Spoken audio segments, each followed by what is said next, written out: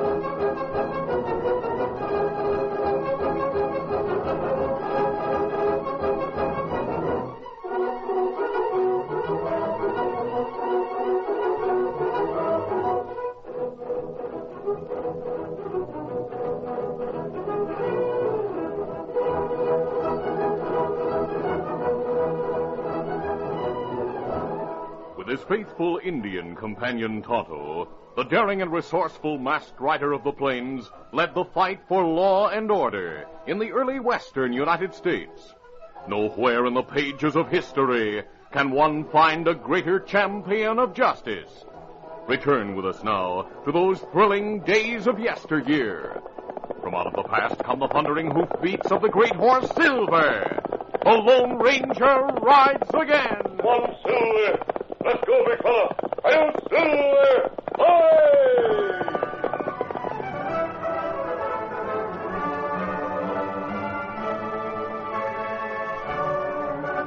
Late one afternoon, Lieutenant Jack Quincy entered the private office of Colonel Belden, the commandant of Fort Mason. Come in. Lieutenant Quincy reporting, Colonel Belden. Oh, yes, Lieutenant. At ease. Thank you, sir. I'm assigning you to a special detail. You'll do some traveling that may be dull and commonplace. On the other hand, it may be extremely dangerous. Well, that sounds interesting, Colonel. These documents must be delivered to Fort Apache as soon as possible. Are they to be carried by the regular military post rider, sir? No, there have been leaks in that service lately.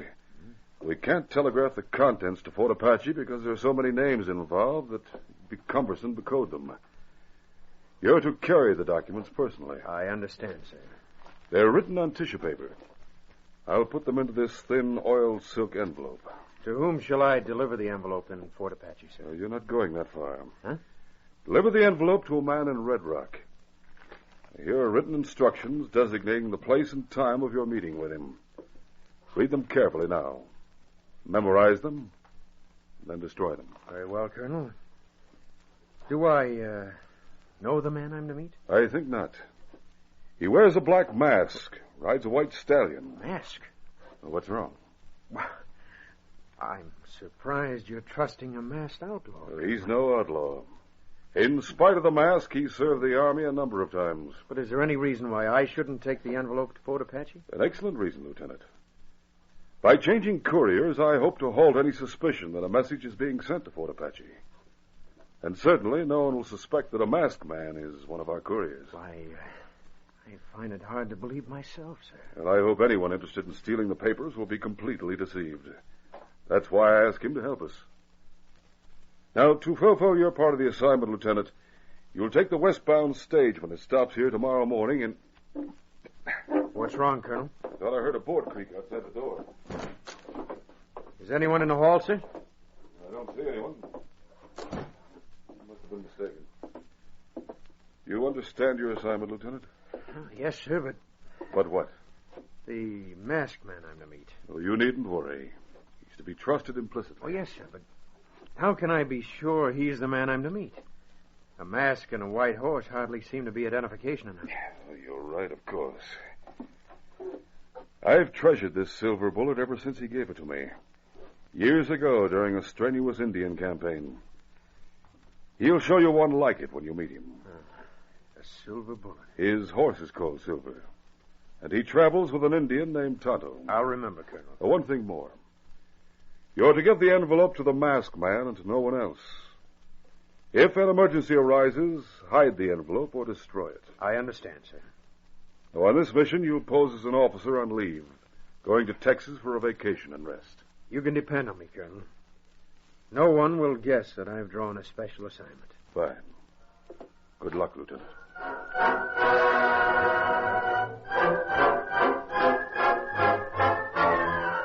In the nearby community of Masonville, in an airless boarding house bedroom, a short, round-faced minister of the gospel sat at a pine table. Affectionately known as the deacon, Peter Hope was busy writing his sermon for next Sunday's service. As he completed the sermon and laid aside his pen, the door opened. His daughter Mary entered and handed him a telegram. He opened and read it. Mary, I'm to take over Hiram Smith's church in Red Rock. Oh, Dad, after all these years of preaching in wagons and tents, we'll be in a church of our own. This message doesn't say why Brother Smith gave up his place in Red Rock. He may have returned to the east. I hope nothing's happened to him. I'll start packing right away. Mary, we must pray for help and guidance. Smith's place will be hard to fill. He did a lot of good for the people of Red Rock, and they'll miss him. And so will the Indians in the nearby reservation. Indians? Black Eagle's reservation is near Red Rock. Oh. Smith spent a lot of time there, teaching them, ministering to their ills. Yes, they'll miss him. How soon will we leave for Red Rock, Dad? We'll leave on the westbound stage in the morning, Mary. Good. I'm anxious to learn what's happened to my friend Smith.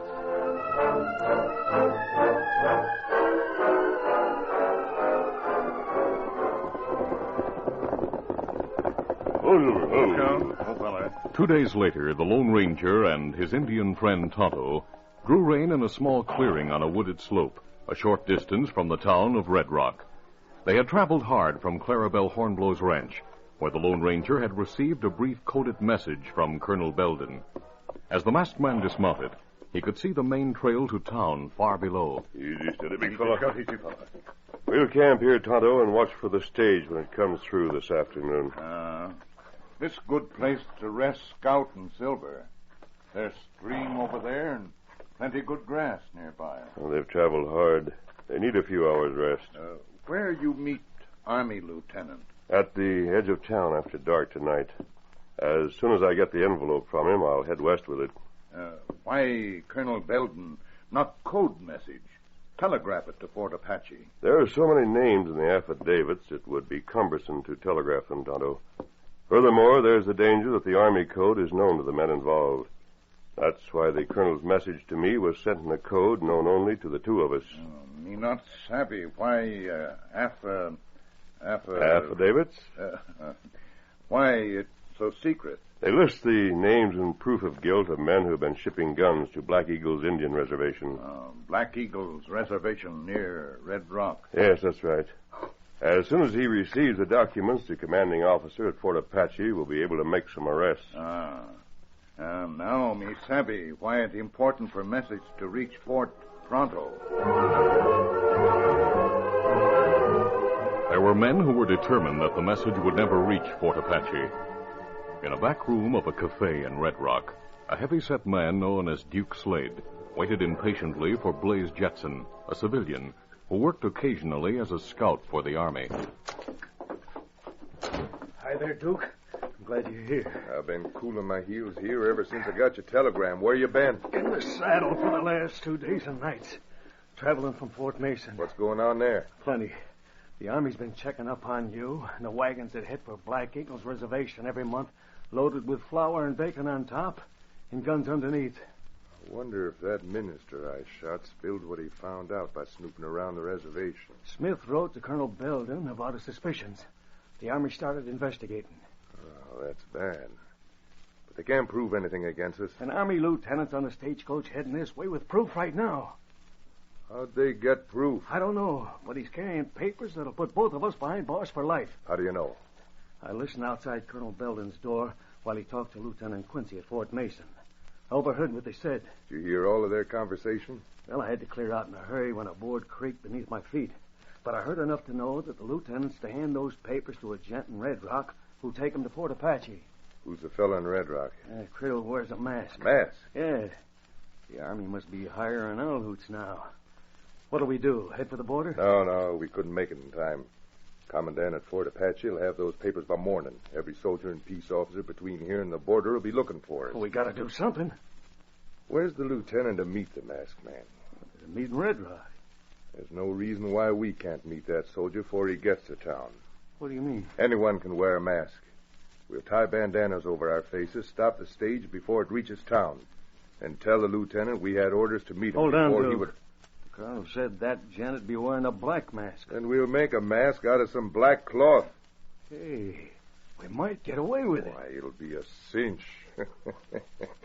The Army did us a big favor when they brought a masked man into this. We'll get the papers from the lieutenant and destroy them.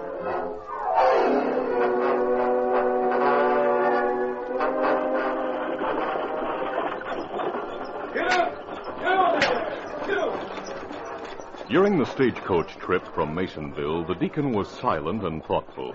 He was disturbed by the summons to Red Rock. He felt uneasy about the fate of his friend Hiram Smith.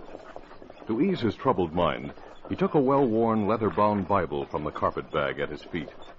As the stage jounced toward Red Rock, he read the familiar, comforting passages. His daughter Mary talked to the only other passenger, Lieutenant Jack Quincy. How long are you and your father going to stay in Red Rock, Miss Mary? I hope we'll be there a long time. Perhaps you'll come to services while you're in town. I'll be there if there's a chance to see you. Dad and I were in Masonville for several months, Lieutenant. But we didn't see you or many other soldiers at services. I'll admit I didn't attend, Miss Mary, but from now on... Whoa. Why are we stopping here? I don't know. There may be something wrong. We better see if the driver needs help. The deacon placed his Bible in his carpet bag, which lay on the floor. Before he had an opportunity to close the bag, two men appeared. One wore a black mask. The other wore a bandana across his face. Take it easy, folks. You'll not get hurt. Driver, hoist your hands and keep them high. Masked bandits. It's a robbery. You fellows are making a mistake. There's nothing aboard this stage worth stealing. Jack knew the deacon was unarmed. He couldn't hope to bring his own gun into play without endangering the minister and his daughter. Dad, they have guns. Don't worry, Mary. We've nothing to fear. Nothing worth stealing. Assuming that the outlaws would search and rob him, Jack knew they would find the secret envelope. Before the men could reach the side of the coach, Jack slipped the envelope between the pages of the deacon's book. As Duke strode to the coach and opened the door, the deacon said, Brother, my business is saving souls, not money. We have little. If you need it more than we do, take it. Just keep your hands up. You too, lady. Hit the dirt, Lieutenant. You're the one I want to see. What do you want? Keep your hand away from that gun. Now climb out of there. All right. But you picked a bad time to rob me. Army payday isn't until next week. I'm not after money. I want the envelope you're to give me. Envelope? You got orders to hand it over to me in Red Rock. That's right, Lieutenant. Who's your partner? Never mind my partner. Hand over the envelope. I don't know what you're talking about. Quit stalling. You've made a mistake. That envelope's important. I'll get it if I have to kill you. Hey, Duke, listen. What? I hear riders heading this way from the hills. There may be more than we can handle. You're out of luck, mister. So you, soldier. Don't try to draw. Oh! You shot him! Shut up, or I'll blow your head off. Cover him, Blaze, while I search this soldier. All right, to make it fast. Duke searched Jack quickly with the sound of approaching hoofbeats drawing closer. Duke, we gotta get out of here. Those riders will be here any minute. Driver, get going pronto. Right! Get over! Jack! Saddle, Blaze, and clear out of here. Steady, boy. Come on, Get up get there. Come on.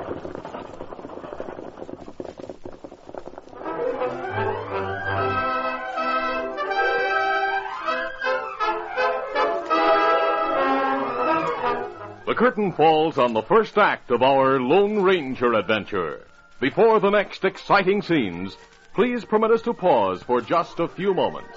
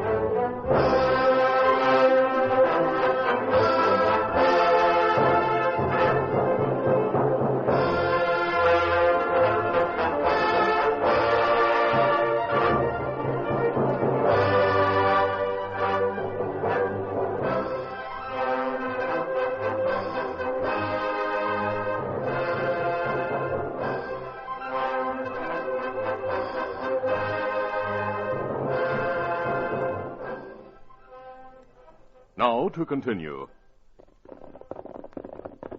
Easy, steady, big fella. When the Lone Ranger and Tonto drew rein a few minutes later, the stagecoach was on its way to Red Rock. The two outlaws were gone, and Lieutenant Quincy lay motionless on the ground. The masked man dismounted and hurried to the side of the fallen officer. Him dead, Kimosabe? No, he's alive, but badly hurt, Tonto. Lieutenant. Try talk. Take it easy, Lieutenant. You, Black Mask, White Horse, Indian friend. You must be the one I'm supposed to meet. Yes, I was to meet you at the edge of town tonight. Yes. Tonto and I were camped at the top of the hill. We saw the stage stop here and started downhill to investigate. We didn't get here soon enough. Two men, they wanted the envelope. Did they get it? No, but it's gone.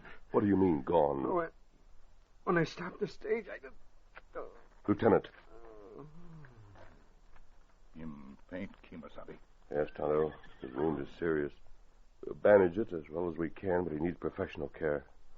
What about message? He said it's gone. Crooks not get it. Perhaps he concealed it in the stagecoach. Maybe that's what I mean. Message gone. The stagecoach will be in the stable behind the station in Red Rock. I'll search it tonight. Meanwhile, we'll take the lieutenant to the doctor in town.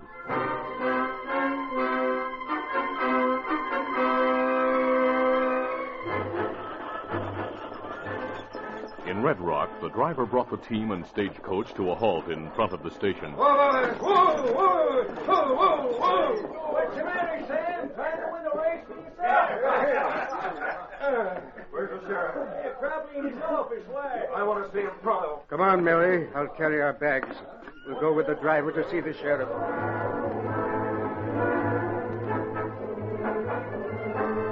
After the driver, the deacon, and his daughter told the sheriff what had happened on the trail outside of town. Sheriff Dugan sent his deputy and two other men to look for Lieutenant Quincy and the men who had shot him. I hope he wasn't killed. And as soon as my deputy comes back, we'll know whether he's dead or alive, Miss Mary. Now, you and your dad come with me. I'll take you to Doc Higgins' house. Doc and his wife would like to have you two stay there till you find a place of your own. Oh, that's very kind. Sheriff, before we go anywhere, tell me why my old friend Hiram Smith left Red Rock. Didn't anyone tell you about him, Deacon? I received a telegram asking me to come here and take over his church, but there was no explanation of why he left. He left town in a coffin. What? He was ambushed on the trail to Black Eagle's Indian Reservation a couple of weeks ago.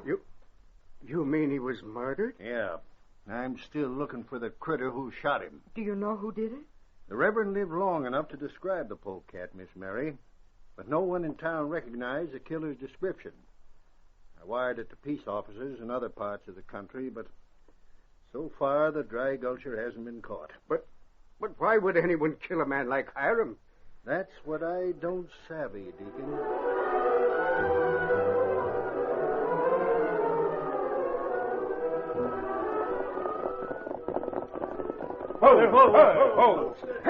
The man who had shot and killed Hiram Smith drew rein in the hills a short distance from town. He and Blaze Jetson dismounted and ate a cold meal, then studied the darkening sky. Luke, we better hit the saddle. All right, but we'll have to be on guard. I don't want to run into any posses looking for the gent who gunned that soldier. Steady, boy.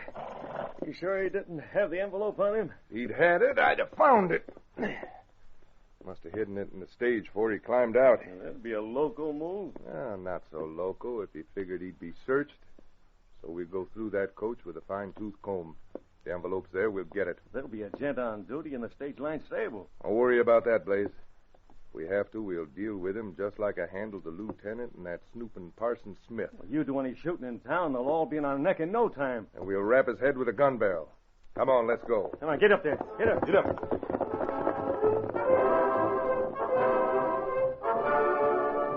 Meanwhile, Tonto had reached town with the wounded lieutenant. He took him to Doc Higgins' house, where the elderly physician examined Jack's wound and removed the bullet. When he was sure Jack was resting comfortably, Tonto went to the edge of town.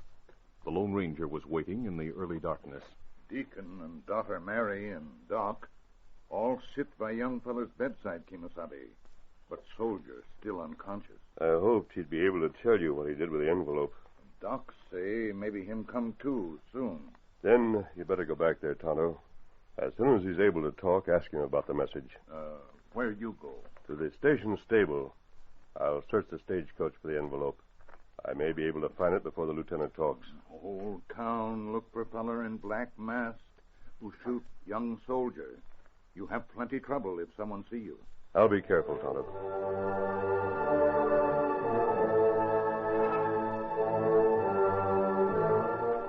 When the Lone Ranger reached the stable, he opened the door cautiously.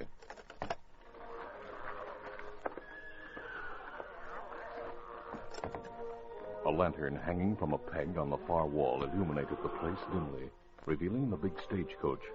As the masked man moved toward it, he heard a muffled sound from the rear of the stable. He hurried to investigate. A moment later, he found the stable keeper tied and gagged on the floor. I'll cut those ropes and take the gag from your mouth. There, that takes care of the gag. Your mask. Don't worry, I'll not harm you. There. Oh, thanks for cutting the ropes, mister. Who tied you? A couple of polecats named Blaze and Duke. They wrapped my head with a gun barrel, then tied and gagged me while I was unconscious. I came to and saw them on the stagecoach. Oh, what were they doing? Looking for an envelope. Did they find it? No, but before they left, they said that a fella dressed like a parson and a young girl were in the stagecoach this afternoon.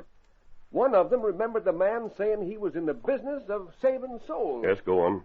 They were going to look for the man and girl. Why? I overheard him say those two must have that envelope they're looking for. Well, thanks for the information. Well, where are you going, mister? To the doctor's house. The deacon and his daughter are there, and they may be in danger. After leaving the stable, Duke waited with the horses in a dark alley, while Blaze went to the cafe to inquire about the deacon and his daughter. He rejoined his friend and reported. Duke, the gent in the frock coat's known as the deacon. The girl's his daughter. I don't care who they are. Where are they? At Doc Higgins' place. And the soldiers there, too. Your bullet didn't kill him. We'll go to Doc's. Come on.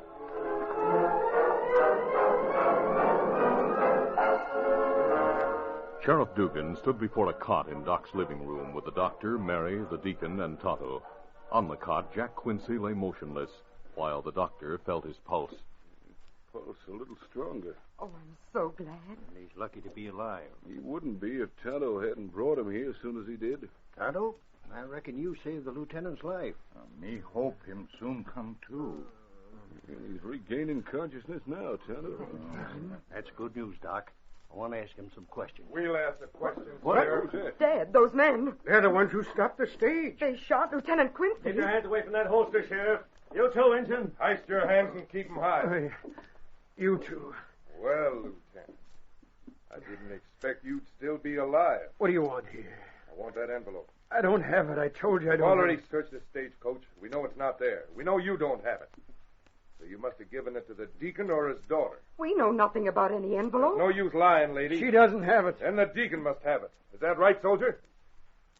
You talk or we'll finish the job we started this afternoon. You're finished now. Hey, what the... Drop your guns. Another masked man. Gunning, Blaze! Quiet! The Lone Ranger fired as Blaze turned. A silver bullet struck the outlaw's hand. I'll kill you! Not this time. A bullet brushed Duke's arm. I'll take over now. You two are under arrest. Who are they, Sheriff? I don't know, but I'll soon find out.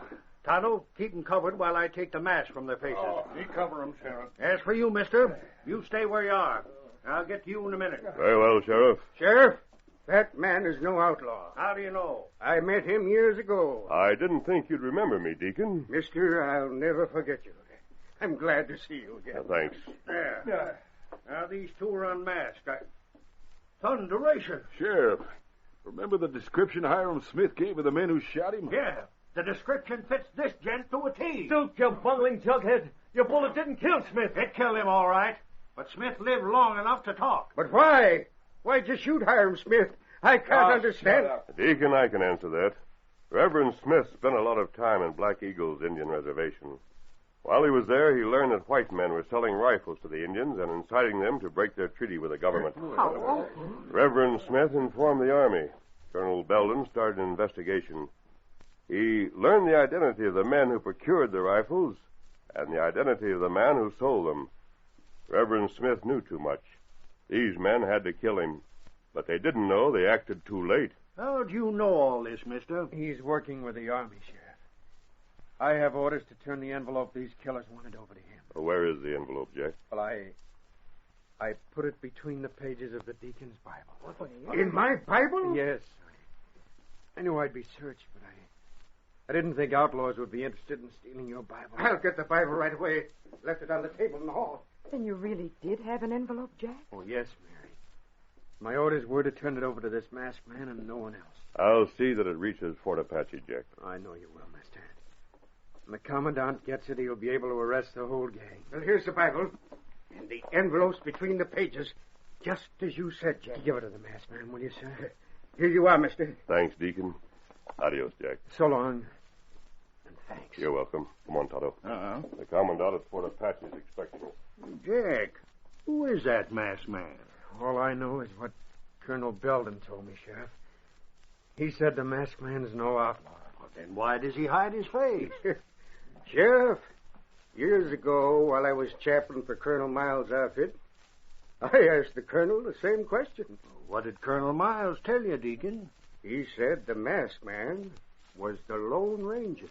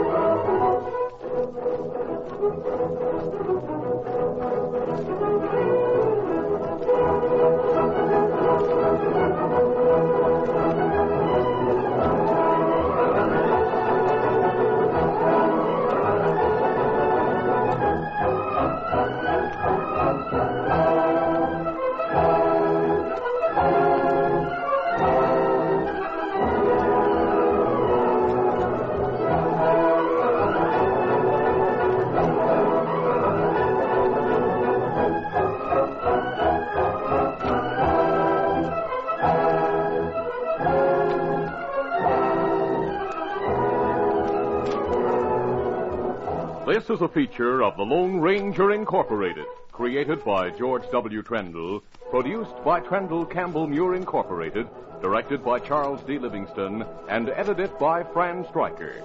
The part of the Lone Ranger is played by Brace Beamer.